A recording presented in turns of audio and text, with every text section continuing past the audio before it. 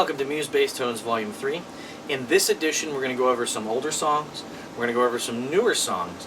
We're going to focus primarily on a pedal that has a lot of buzz and has commanded prices higher than I think any other pedal on the market has commanded. We're going to focus mostly on that pedal.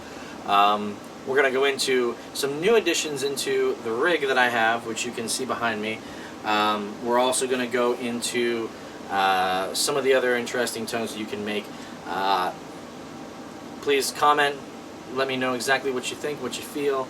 I don't claim to be the authority on this, and I think that was something that in Volume 2 there was a lot of misunderstandings between some people and myself, and I think I came across in a way that wasn't the true thing that I was trying to produce here.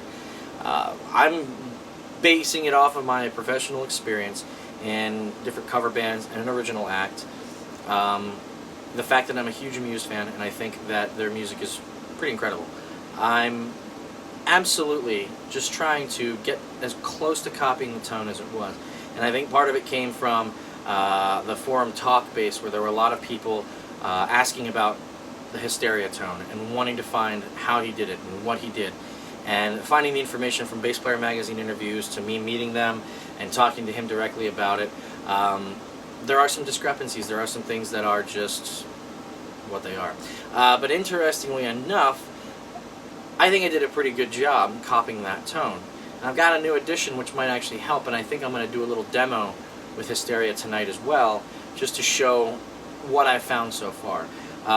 We're going to get into the deep impact a lot tonight. We're going to talk about the pedal and what the sounds are, what it does and how well it does it, and some of its cons. Maybe that way more people who are interested in deep impact will see exactly what it is that you're getting when you purchase this $1,000 pedal on eBay, which I think is completely and totally overpriced. But that's just me. Anyway, stick around. We'll have some tones and some explanations, and we'll go from there. Thanks.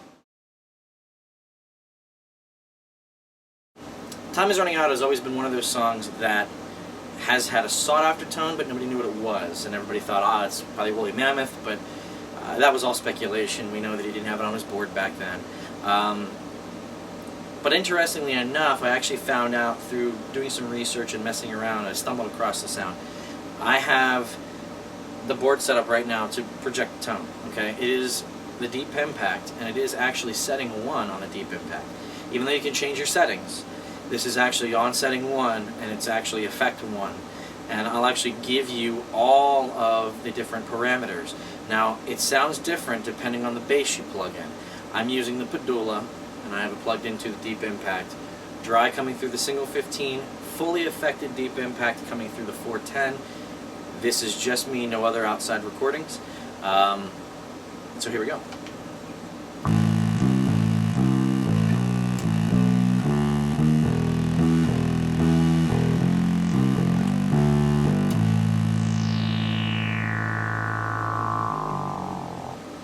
Now, with the deep impact, there is never a 100% tone. You'll never get full sustained tone on what it is you just played. There's always a decay. And I showed in the last one, I was working on Plug-In Baby. I'm still working on that tone. But the decay of the notes when the deep impact is run into, say, the Big Muff, there's decay, and you could hear the oscillating decay because it is an actual synth pedal. I'm going to go ahead and play along with the CD a little bit. I have the EQ. Unfortunately, there are some songs that they didn't run the separated tracks from. Guitar Hero guys didn't go and pull them. But this one here will be Time Is Running Out with the band, but I have an EQ set up on iTunes to drop most of the low bass, so I will play along with it. You're going to hear me switch the pedal, I think. You might be able to hear it. But obviously, after the verse, it does click off, and then you play with clean. So go ahead and give it a go.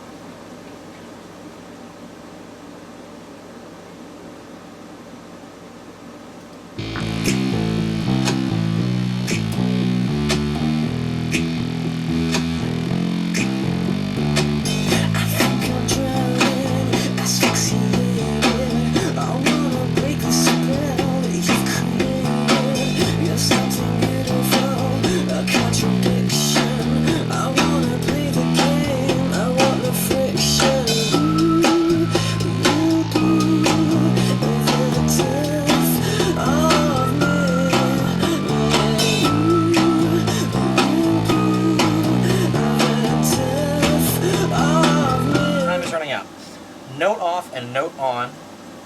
are both set to 9. It is preset 1. Attack is 9. Decay is 9. Envelope depth is 1. Dynamics is 5. Cutoff is 8. Resonance is 6. Balance and level are both 9.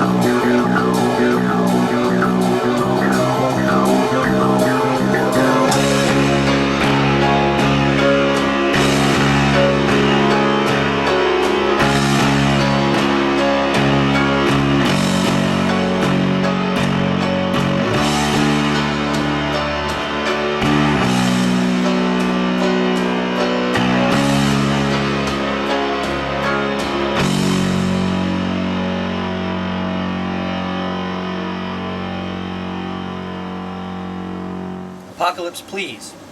Again, note on and note off remain the same at 9. It is actually preset number 3. I have mine set at channel 7, or program number 7, but it is preset number 3. So make sure you keep that in mind. Attack is 1. Decay is 5. Envelope depth 1. Dynamics 8. Cutoff is 5. Resonance 9. Balance is 5. And level, I think, is going to be 9. Yep.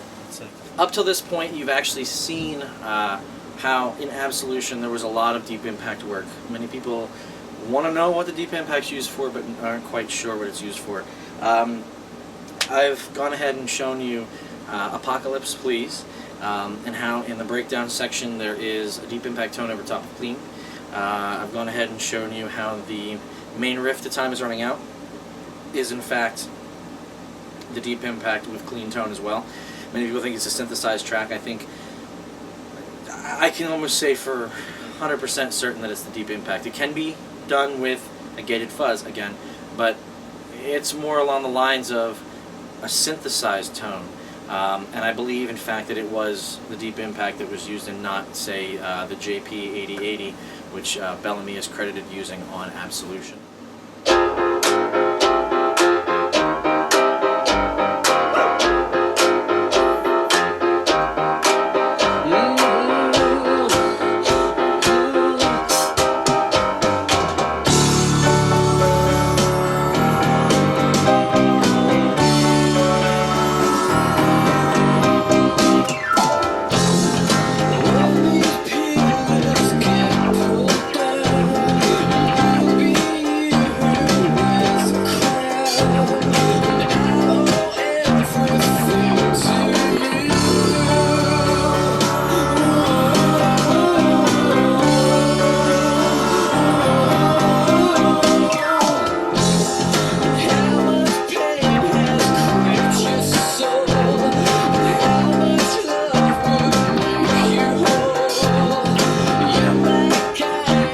Now this is just my setup.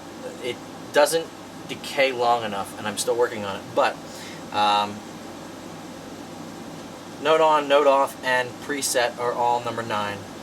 Attack is 4, decay is 9, envelope depth is 9, resonance is 8, cutoff is 8. I'm sorry, that's dynamics. Dynamics is 8, cutoff is 8, resonance is 9, and then the balance and the level are both 9. Okay, last track I'm going to touch on here is the simplest track I think I've ever seen for any type of effects in terms of what the tone really is. We're just going to touch on Supermassive Black Hole. This song is straight up big muff with a clean blend. That is it.